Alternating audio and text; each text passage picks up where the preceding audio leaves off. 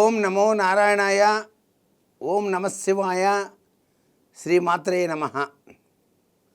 సాంప్రదాయం కార్యక్రమంలో ధర్మ సందేహాలు కార్యక్రమానికి స్వాగతం.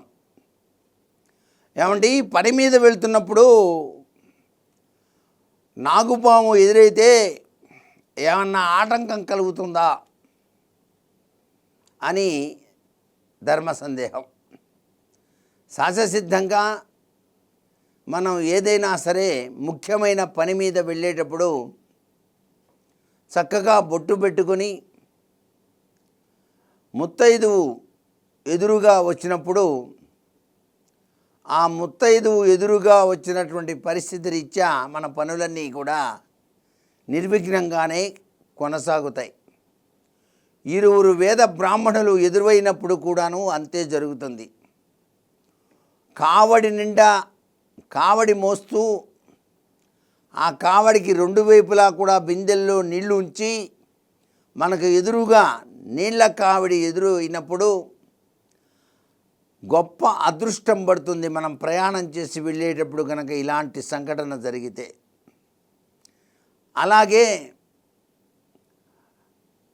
దేవుడు సన్నాయి మేళాలతో ఊరేగుతూ మన ఎదురుగా వస్తున్నప్పుడు అద్వితీయమైన ఐశ్వర్యంతో మన ప్రయాణం కొనసాగుతుంది.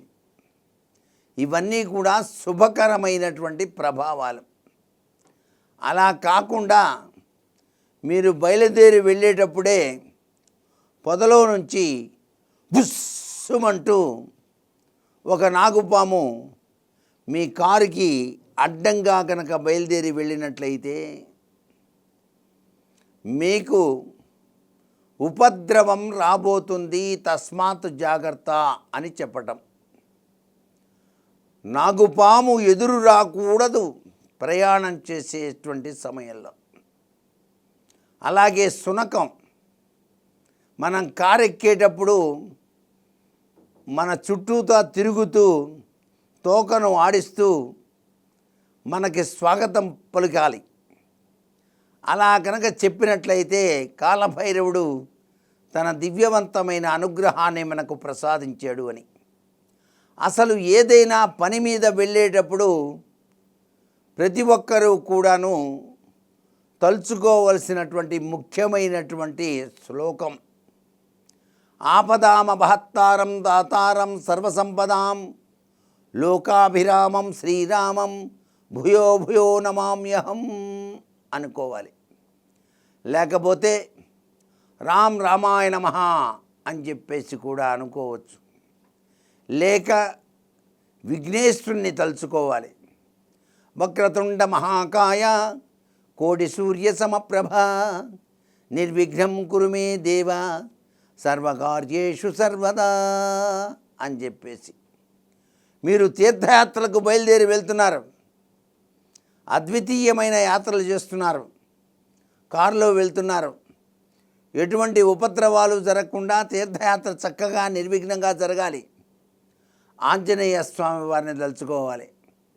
కొబ్బరికాయ కొట్టి సింధూరం కొబ్బరికాయకి ఆ కొట్టినటువంటి చిప్పలకు పెట్టి హారతి కర్పూరం వెలిగించి ఆ కారు వద్ద హనుమంతాయ నమః అనేటువంటి మంత్రాన్ని చదువుకుంటూ ఆపదామభహత్తారం దాతారం సర్వసంపదాం లోకాభిరామం శ్రీరామం భూయో భూయో నమామ్యహం అని చెప్పేసి రామనామం చేస్తూ బయలుదేరితే ఎటువంటి ఆటంకాలు లేకుండా నిర్విఘ్నంగా మీ యొక్క పుణ్య తీర్థయాత్రలన్నీ కూడాను సద్వినియోగంగా తిరిగి వస్తారు. ఉప్పెన వచ్చి వరదలు వచ్చి లక్షలాది ఇళ్ళు కొట్టుకుపోయినా మీ ప్రాణానికి మాత్రం ఎటువంటి ఆటంకం కలగదు సుమా. ఇటువంటిది తప్పనిసరిగా మనం చేసేటువంటి ఆచరణీయ యోగ్యమైన ప్రభావరీత్యానే కలుగుతాయి. బద్రీనాథ్, కేదార్నాథ్ మొదలైనటువంటి ప్రదేశాలకు వెళ్ళేటప్పుడు తప్పనిసరిగా మనం తీర్థయాత్ర బయలుదేరేటప్పుడు ఇటువంటి అద్భుతవంతమైనటువంటి విశేషకరమైన పూజలు చేసి బయలుదేరటం సర్వవిధ శ్రేయోదాయకం. ఒక్కసారిగా ఉప్పుని వచ్చి ఆ యొక్క సంఘటన మనసును కలిచివేస్తుంది. నేను కూడా వెళ్ళిన సమయంలోనే నాకు అలా అనిపించింది. వెంటనే మేము బయలుదేరి ఆ దర్శనమైన వెంటనే ఇంటికి వచ్చేసాము అమరావతి.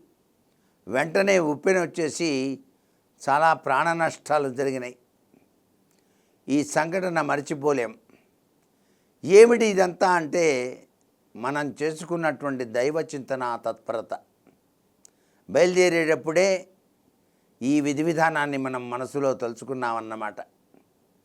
అలాగే ఒక అదృష్టకరమైన సంఘటన కోసం బయలుదేరి వెళ్ళేటప్పుడు నాగుపాము కనుక ఎదురైతే అది ఎంత అదృష్టకరమైన సంఘటన అయినా సరే ఆగి నమస్కారం చేసి ఇంట్లోకి వచ్చి కాళ్ళు చేతులు కడుక్కొని కాసేపు కూర్చొని తర్వాత ఈ శ్లోకాలన్నీ చదువుకొని బయలుదేరి వెళ్ళటం సర్వవిధ శ్రేయోదాయకంగా భావించాల్సి ఉంటుంది.